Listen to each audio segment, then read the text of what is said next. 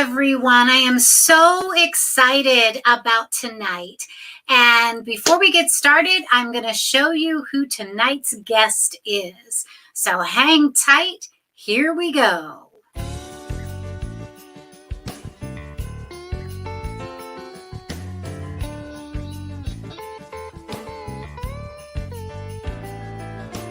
Jingle bells, jingle all the way. Oh, what fun it is to ride in a one-horse open sleigh. Hey, jingle bells, jingle all the way. Oh, what fun it is to ride in a one-horse open sleigh. Dashing through the snow in a one-horse open sleigh. O'er the fields we go, laughing all the way. Bells on bobtail ring, making spirits bright. What fun it is to ride and sing a sleighing song tonight. Well, so are you in the mood now? Are you ready for Christmas? Luckily, we haven't seen too much of the white stuff yet this year, right? But it's always fun to bring out those Christmas songs and start singing and getting ready, right? Are you ready? I'm ready. I'm ready for Christmas to get here. Let's get 2020 behind us and move on to 2021, right? So, you know from that preview that Hope Spangler from Jarvis Law is our guest this evening. But before I get to Hope, a lot of you have messaged me and asked me, how's the new baby? Well, our new baby is 4 weeks old today, and there is our little Beverly, and she is doing fabulous. Mommy and Daddy are adjusting to being parents, and it's wonderful to have a baby in the family, right? And it's so exciting to have a baby at Christmas. I feel incredibly blessed, even though 2020 has been a challenging year for all of us. I have just been so incredibly blessed with having Stella and Joey and Brittany move back to the Ohio Valley from Las Vegas and having them a block and a half away, and also having our new baby, Beverly Donna Rose, with Micah and Travis here. Our family is just growing, and it's amazing. And bright spots happened in 2020. So there are some pandemic positives, right? There really are. And this is episode 35 of Bright Spots. We started way back in March, April, and now 35 weeks later, we're still going, and we're booked now till the end of February. So I am so glad that you've come along for this crazy ride, and we've gotten to highlight some incredibly special people, and tonight is no exception. So without further ado, and I see there's a few people hopped on, folks, this is an interactive show. We ask that you please comment down below. Let us know you're here, where you're tuning in from. If this is your first time, how'd you hear about us? And if it's not your first time, what brought you back? And so, as you are getting ready to do your comments, let's talk about Hope Spangler. So Hope is the COO. She is the COO of Jarvis Law in Dublin, Lancaster, and St. Clairsville, Ohio. She also serves as the Senior Long-Term Care Planner. She is a graduate of The Ohio State University and has an extensive background in long-term care. Hope has been with the firm since the beginning. While Hope enjoys the challenge of her operational role with the firm, it is the work with our client families that provides her the most satisfaction and enjoyment. So, ladies and gentlemen, please make welcome Hope Spangler. Hi, Hope. Hi, Lori. Thank you for that wonderful introduction. Well, it's great to have you here on the Bright Spots show. And of course, we had your boss, Tim, on earlier this year talking about elder law and what Jarvis Law does. But tonight, we're actually going to talk about these books that you co-authored. I put it here on the screen.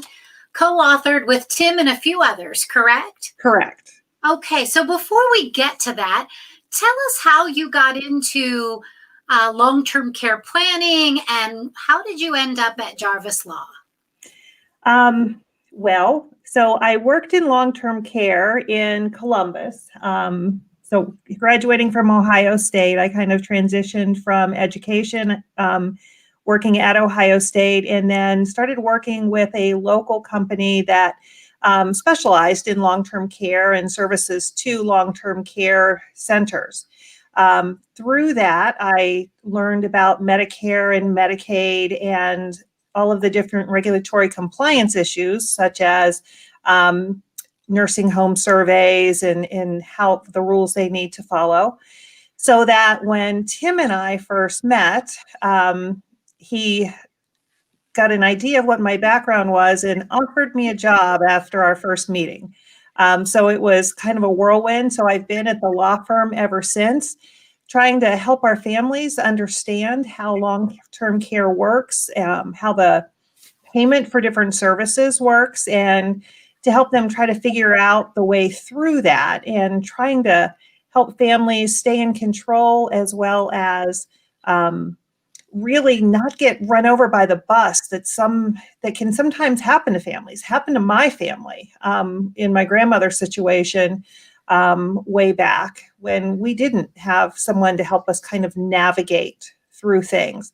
So it's one of the reasons I'm very passionate about what we do at the firm. My greatest wish is to help families choose the care they want in the environment they want, and to do that without going broke. My grandmother had a series of strokes, and my parents cared for her in their home after, we tried for a while to keep her in her own home, and that didn't work out well. But she continued to have strokes. She had a massive stroke, and my mom was a social worker in a long-term care facility. After that massive stroke, she took her to this facility that she worked at so that she could, really be able to oversee her care, be able to see her every day.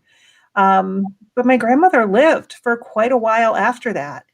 During that process, she spent through her life savings and eventually accessed Medicaid.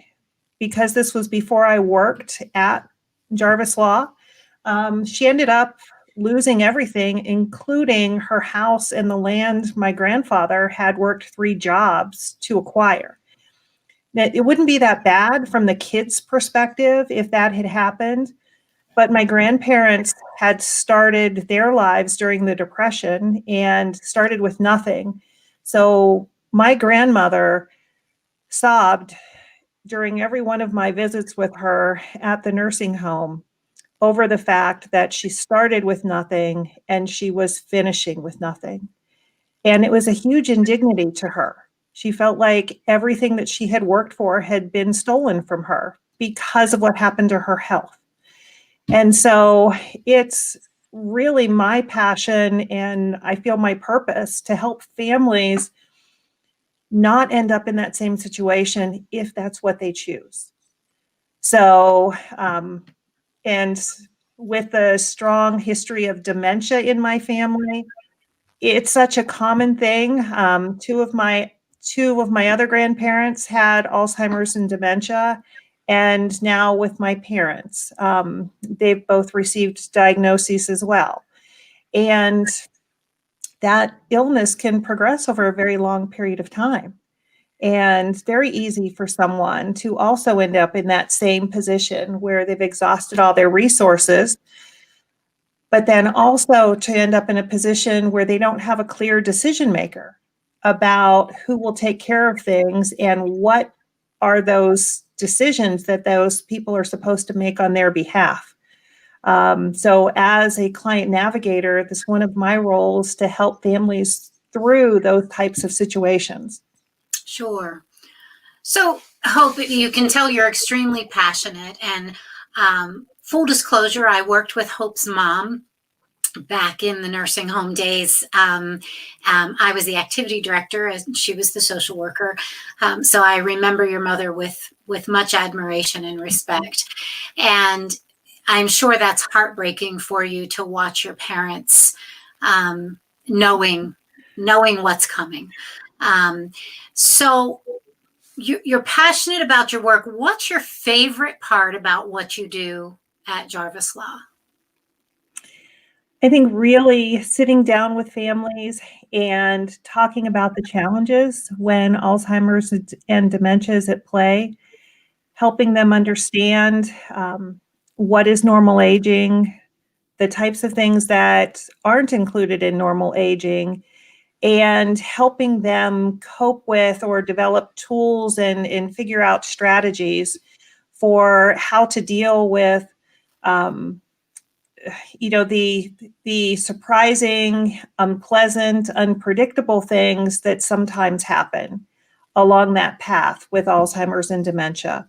And really being able to see families improve their interactions, hold less stress and resentment, and be able to move back into that parent and child role, that personal relationship, instead of just kind of getting stuck in the frustrated caregiver role, which happens a lot. Yeah. Yeah. So tell us, which book would you like to start with? There's Protect Your Family and You're Not Alone.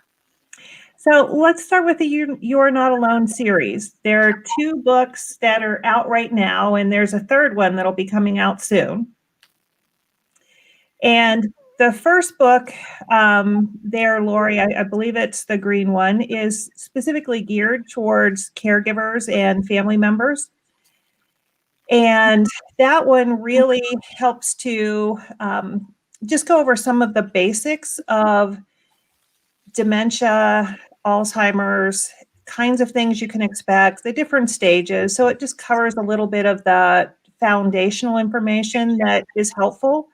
But then it also talks about different strategies, different care settings, as well as how you can pay for those care settings, important legal documents that someone should have in place, such as a healthcare power of attorney, which, it's the times of COVID. So really everyone over 18 should have a healthcare power of attorney in place, whether that's because we slip and fall on the ice in the winter, or we're in a car accident, or God forbid something more serious happens. Just naming someone who can legally make healthcare decisions for you if there's ever a time you cannot.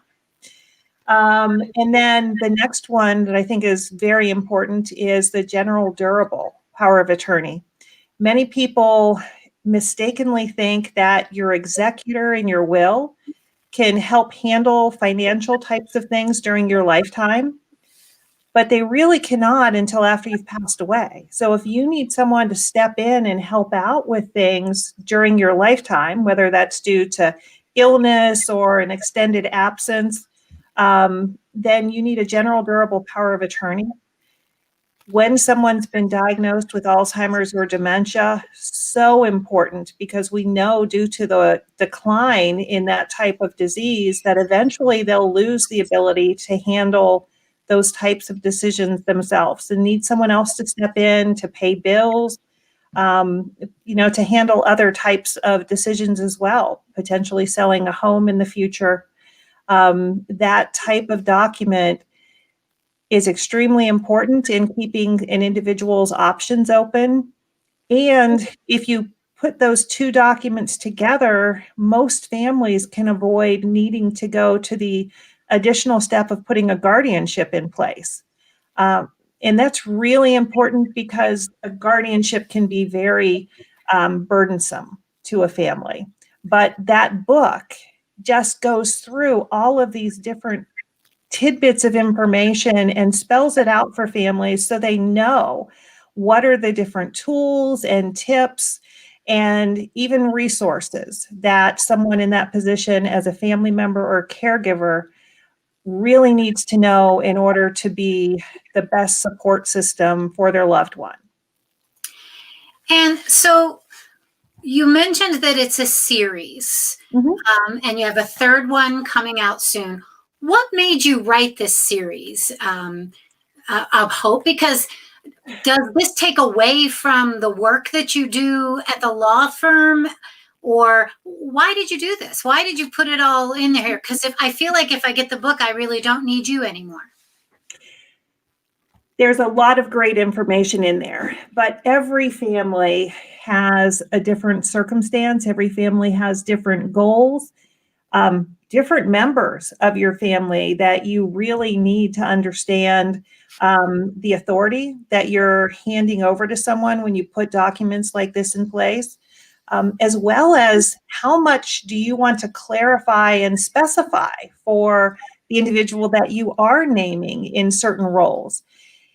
And depending on where you live, what your finances are, and what your preferences are regarding what type of care and what type of care setting you're okay with, what is part of your particular plan would be different than someone who has either other circumstances, other family members with strengths and weaknesses of their own, or even different finances, or even a different point in time in that progression of the illness. So there are so many things that need to be specific to the individual and that situation that comes along with them. Okay, so I understand the need for a durable medical power of attorney, and I can get those forms online. I know there are organizations that hold events where you can sign up for your durable power of attorney. Why would I need to come to Jarvis Law or to my attorney to set up a durable medical power of attorney? Is that really necessary, and why? It by itself, maybe, maybe not. Lori, I teach a lot of those in-person and online classes as well, where we're helping people put those documents in place at no charge. I've been doing that for probably the last 7 years. I also teach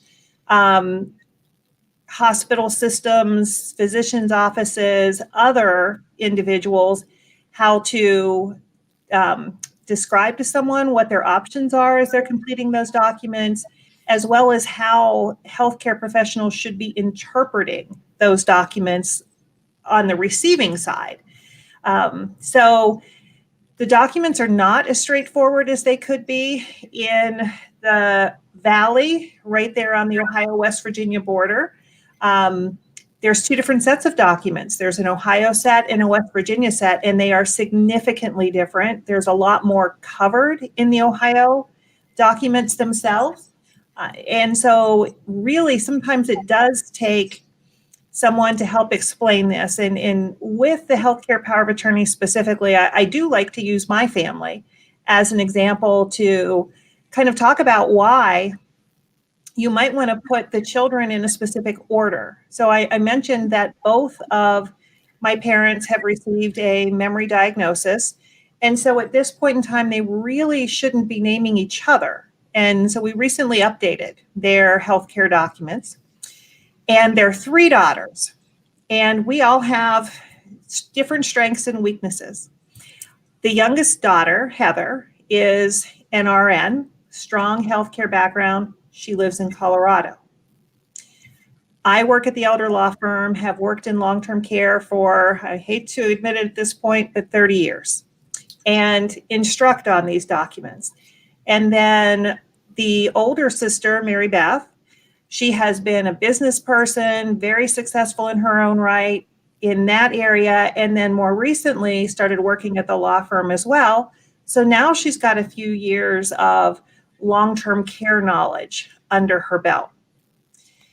But when it comes to the 3 of us, we didn't list as many families do for my parents, and they themselves were much part of this decision. It doesn't just list Mary Beth, who lives in the same hometown, myself, who also live in Ohio, and then Heather, who lives out of state, as some people might expect, kind of in age order. Actually lists Heather first, and then Mary Beth, and then me. And so the reason for that is partly an emotional decision. Healthcare professionals and other individuals oftentimes have difficulty making decisions about not trying every healthcare intervention when it's their own family member. And in our family system, our nurse who happens to be the most physically distant, is the most okay emotionally with advocating when our parents don't want every possible intervention, if they really won't have an option at the quality of life that they've expressed to us that they want. And if they can't have that quality of life, they don't want further interventions.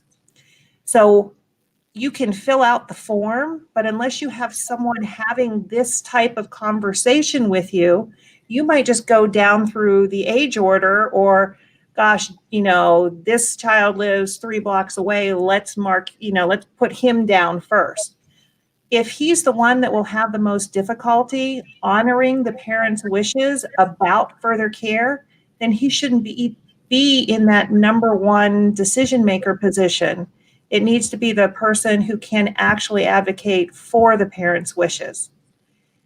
So these are complicated issues, and this is some of the counseling conversation that you get with that one-on-one relationship that you won't get if you're just filling out documents online. Gotcha. Good. Great explanation. So tell us what is in book 2. So book 2 is actually written for the individual who received the diagnosis. We've actually worked with a number of individuals over the years who were that kind of planner personality. They received their diagnosis, they still had, most of their cognitive abilities, and they decided they wanted to put things in order for themselves, didn't want to be a burden on their spouse or their children, or possibly didn't have those individuals to rely on, and wanted to make sure that they had put all their decisions and instructions in place proactively while they were still able. So there's a lot of similar information in there about how to pay for long-term care, the different types of care, but it's all geared from the aspect of, if I've received the diagnosis, what's my timeline for taking care of these things? And what can I kind of expect in the progression, even though the progression of these types of illnesses is so unique for each individual? There are some stages that nearly everyone goes through. Okay. So as someone who works in the industry, and you have seen, I'm sure, the worst of it and the best of it, what's your biggest fear about your parents having memory issues? I think for me, it comes down to the time when they won't recognize us. And I mean, that's right, purely emotional, purely centered on us. I know that they trust us, and they've already made a lot of decisions for themselves and communicated that very clearly to the 3 of us. So I don't have fear wrapped up in, well, gosh, is it going to be difficult if there's a time when they're wanting to do things or that are dangerous or that they shouldn't be doing at a certain point in time, like, having the conversation about driving. We've had some conversations about that, and we've actually gone through periods of time where we've talked about, how long should we, keep driving in place, and what should that look like? And when someone lives in a rural area, like my parents do, that's a sensitive topic, because giving up driving is giving up independence and becoming solely reliant on someone else for virtually everything. But it really is on the personal, emotional side of, will we be ready as children for when our parents no longer recognize us? And what does that look like? What does that feel like when you're still caring for someone you recognize as your parent, but they no longer recognize you as a child? So has the realization that your parents are now going to journey through dementia changed the way that you approach families now who come to you for advice? And if so, how? Absolutely. It absolutely does. And we've been through this with two grandparents, but it's still different when it's your parent. And I think one of the things that makes us so different as a firm is that we really sit down and have in-depth conversations. We're not just sitting down trying to fill out forms that are documents that put in place. And so we want to talk about the challenging issues, and we want to help prepare individuals as much as possible for what that looks and feels like ahead of time. And we want people to call us or to email us when things like this come up. We will make time to have this conversation with you because we have been through it ourselves. Tim Jarvis has a similar story with his grandmother and her Alzheimer's and the progression that took place over 11 years. And so we know from such a personal level how much this impacts the entire family and each individual, especially the individuals who are the primary caregivers. And I think that's something that, a lot of people can talk about, well, gosh, it's horrible that your mom received that diagnosis, good luck with that. Let me know if you need anything. And a lot of people go through that, but unless you've been the caregiver and you're trying to work and stop in and take care of stuff for dad before you head into work, and then maybe you're running home at lunch, and then again at the end of the day, then you go home, take care of your family, and then before bed, you head back to his house, and then you do it all again the next day, and then every day for months, for years, for some families. Realizing the responsibility of that and how important it is to take care of someone's emotional side and their spiritual side if they're in that type of role is so important. And we want to sit down and have those conversations with our families because we know that's part of what's going on. It's not just about some legal documents that we're putting in place. We're helping to support a whole family through this. Absolutely. And folks, if you're just tuning into Bright Spots, our guest this evening is Hope Spangler of the Jarvis Law Firm. And we're talking about these resource books that she has written to help families and individuals journey through a diagnosis of Alzheimer's or dementia. And Hope, it's a delight talking with you. I'd like to give a shout out. Sherry Dunleavy has hopped onto the show, and as we're getting ready to celebrate the holidays, and with loved ones in our lives who have passed away this year, or perhaps have received a diagnosis or are struggling. There's some grieving happening for all of us this year because of how our lives have changed through COVID, how things have changed. Sherry is doing a wonderful podcast called Graduating Grief. And please check that out. Look up Sherry Dunleavy on Facebook and Graduating Grief. I think that if you're struggling at all this holiday season, that would be a wonderful thing to check out. So please do that. Sherry's a dear friend. I know Hope knows Sherry as well. And all of us in the healthcare industry, we try to support and lift up each other.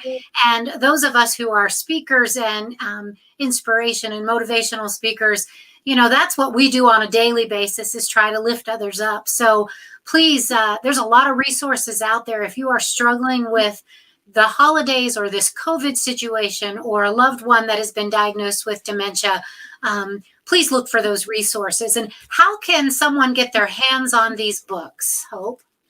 They can actually just reach out to our office. We'll be happy to provide them. And so it's something that we try to make available to individuals. The information is so important, and not everyone is as lucky as me, right? So, faced with a situation happening with my parents, worked in long-term care. Now I've worked for an elder law firm, understand how all these things kind of intertwine. And it's really just information we want to get out there, want to share to help as many families as we can. So, Hope, we do have a question. It comes from Trudy Wilson of Primetime, and she says, what advice do you have for adult children to discuss these issues with aging parents that don't want to give up their independence, not just with memory issues, but with aging medical issues in general? Absolutely. It's really important to try to sit down and have this conversation. And sometimes it is a conversation you can have one-on-one with your parents. Sometimes it helps to involve a neutral or third party in the conversation as well. We all have certain dynamics within our family. And sometimes parents feel like the kids are getting a little too pushy, or the parents are feeling threatened. They recognize they're starting to have some challenges, but they're afraid of what that means. And they're afraid of losing independence. They're afraid of being a burden on their children or someone else. And so a lot of times they don't want to talk about it or acknowledge it. When that is the case, it often helps to bring in a neutral third party to help facilitate the conversation and to put some strategies down in writing, and then to kind of say, hey, let's look at a calendar. I know for the driving example specifically, a lot of individuals who are older keep driving even when they themselves are starting to get nervous about driving, because they don't want to be dependent on someone else. They don't want to be in a situation where they're kind of stuck. They need something or need to accomplish something, and the one person that they feel comfortable asking for help isn't available. And so what's their option then? In a lot of our small towns, you can't just call Uber or Lyft the way you can in larger metropolitan areas, or if you can, it just might not be as convenient for them. And it's different if you're an older individual to try to access some of the resources we're more familiar with today. So I think that having the conversation is a good way to broach little bits. You might not want to try to do it all in one conversation, because that can be extremely overwhelming for the individual. And once they get comfortable addressing one topic, let them kind of develop a new routine, a new pattern, and then try the next conversation. And I think, like all of us, once we develop a habit, it doesn't seem so hard. But when we're trying something new for the first time, it's a little scary. And, it also is just like, this is unfamiliar. I'm not sure I want to do this. Right. Trudy, thank you for the question. And folks, that's the way it works. If you've got a question for Hope on this subject, please put it in the comments below, and we will absolutely answer it on the air if at all possible. So Hope, I absolutely love the title of this next book. Now, it looks as though this was a collaborative effort on these next two books, and Protect Your Family. But the title of this second edition is What You Really Need to Know for the Second Half of Life. That is, what a great title. So tell us what we really need to know for the second half of our lives. Absolutely. We all need to know, different things about retirement and planning for when that will happen, and when do benefits kick in? How do those benefit programs work? So Medicare, you can receive at age 65, even though your full retirement age for Social Security might not be until later into, 66, 67. Or maybe you're eligible for a full retirement at age 62 based on your employer, but you have to provide your own health insurance. So what do your options look like there if Medicare won't kick in until age 65? So really some tips and tricks about kind of planning those things out. as well as just understanding some of the different concepts about different types of legal tools or retirement income planning, as well as long-term care insurance. Who should consider that? When should you consider it? What are the differences in the different types of long-term care policies that are available these days? And are there some that are maybe a better approach for us if we want to make sure that we're kind of locking in the premiums so they don't keep going up and up and up over the years as we get older? So that book really covers a little bit of everything that I say anyone over 50 should really start considering for themselves, because it kind of helps you lay out a good path for what you want to think about for the future. And I think it's got some really great information in there too about, sometimes you're planning for one thing, but something else happens. And so being a little adaptable. So tell us about all the folks that contributed to this. How did you and Tim end up part of this elite group that you got to submit something for this collaboration? Absolutely. So the group of attorneys is part of a group that joined together to share this information with people all over the United States. There's a website called Planning and Protecting, and there's a lot of information available on that website, including an area dedicated specifically to Alzheimer's and dementia. And so it really is a collaboration of individuals who had similar missions and, kicked around putting this type of tool together for many years. And finally were able to convince someone to take the reins for us. And so just really blessed to be part of that wonderful group of individuals who have so much knowledge. And the second book is Protect Your Family. Don't write a blank check to the nursing home. That's a great title too. So tell us, what kind of advice do you have in that book? Absolutely. That one is really geared toward kind of addressing the situation I talked about earlier with my grandmother, who she started having health issues. We knew at some point in time it was likely she would need a nursing home or long-term care facility. And, we tried to keep her home, which was her wish. And we couldn't avoid it. We didn't have two people that could stay home full-time with her to be her full-time caregivers.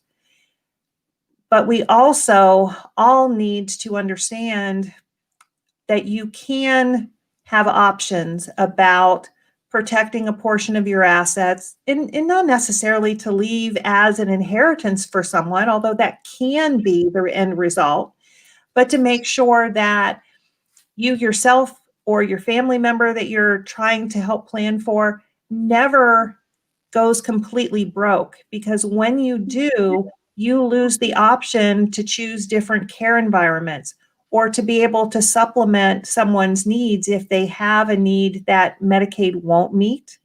And just as we're all familiar with insurance providing most of the things we need, but sometimes getting that medication or that treatment if we don't have the exact diagnosis code, or if we don't want to wait for them to try the 7 things in line first that are cheaper but won't actually be the most beneficial to us, because that's the how the rules at the insurance company work.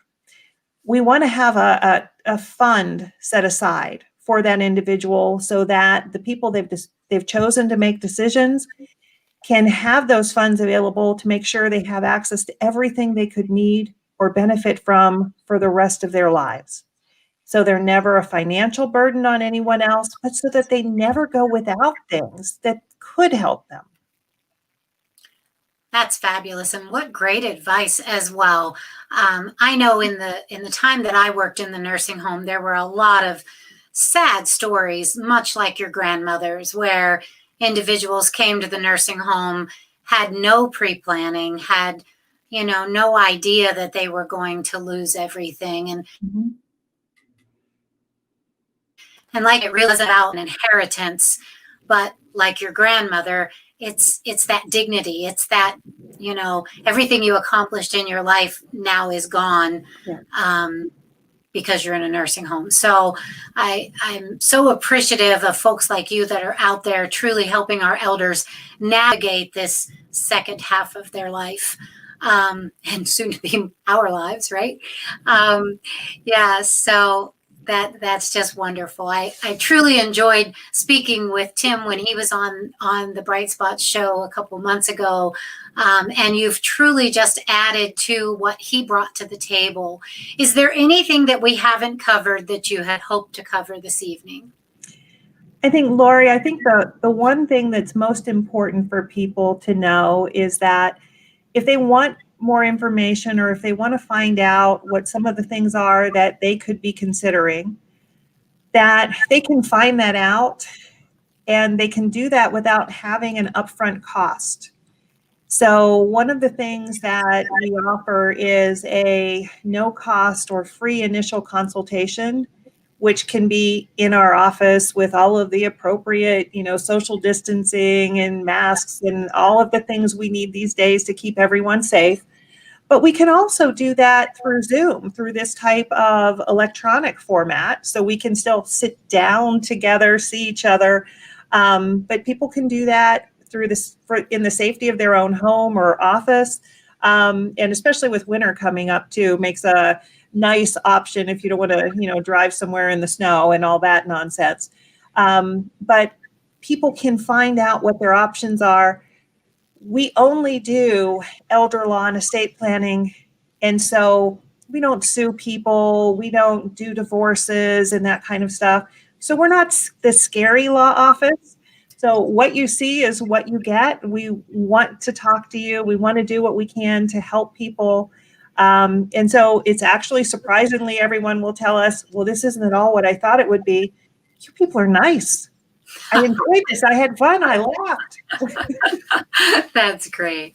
And folks, if you want additional information, you can go to jarvisfirm.com. You can send an email to wecare@jarvisfirm.com or call 877-653-3450. These resources will also be available on the Bright Spots website, brightspotsov.com. You can read all about Hope there and link right to the Jarvis Law Firm page and email straight to them right from her profile on our page. Hope, it has been such a pleasure to have you in the studio this evening. I wish you the very best with your mom and dad. Please give them my love. I love Edu and Mary like my own folks. Please give them my love, and Heather and Mary Beth as well. And if you ever want to come back on the show, or Tim, and talk about something else, or once we get back to having events, I know you all do some wonderful seminars and events. Do you have any virtual seminars coming up that folks might want to tune into? We absolutely do. So we do a series of virtual events. One of those is called Wine and Wills, which is very informal. We talk about some basic topics and answer questions, as well as we do some topics on, something very similar to the one book, Don't Write a Blank Check to the Nursing Home, as well as talk about just general estate planning. And, I found a simple way to help describe that to people. So they can call the office or shoot an email. We usually do 8 to 10 events per month. So I try to go over the list, but it's a little bit of a long one. Sure. But is that information on your website for the virtual classes, or? It's not right now because we're in the midst of switching websites over. So Okay. the current information isn't up on the old website as we're converting. Okay, perfect. So, folks, if you want information about those virtual classes or seminars, please call the 877-653-3450 or send an email to wecare@jarvisfirm.com. Hope, thank you so much. It has been my pleasure to have you here on Bright Spots, and I wish you a very Merry Christmas and a Happy New Year. Thank you so much, Lori, and thank you for this wonderful show. Thank you. Well, folks, that concludes the 35th episode of Bright Spots. I'm so glad that you were here. My guest next week may not be able to make it, so we're not going to promo her tonight. We may be rescheduling her till spring. And I've decided that if she can't make it, I'm going to take the rest of the year off. So this could be the last episode. We might have one more, but this could be the last episode of Bright Spots this year. And if it is, I will see you in January. And if it's not, I will see you back here next week. I hope you have a great time getting ready for Christmas and celebrating the holidays with your family. I know I'm going to. God bless you. See you again soon.